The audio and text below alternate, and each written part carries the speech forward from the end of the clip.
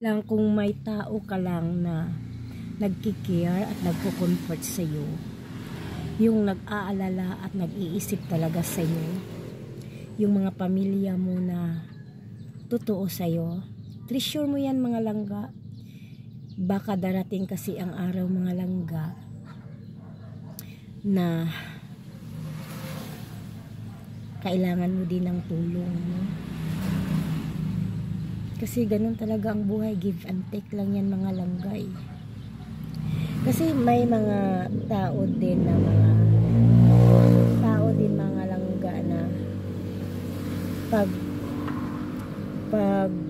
kaya na talaga yung pamumuhay nila, yung sitwasyon nila, yung taong naging close nila noon na walang narating, hindi na nila yan, babaliwalain na talaga nila yun. May mga ganun, yung hindi napapansinin, tapos papansinin man, respeto na lang. May mga ganun mga langga, no? Kasi alam nila na nasa itaas na sila at alam din nila marami na din silang mga kasamahan, yung mga kasamahan nilang mga kamag-anak din, no? So hindi na sila nangangailangan.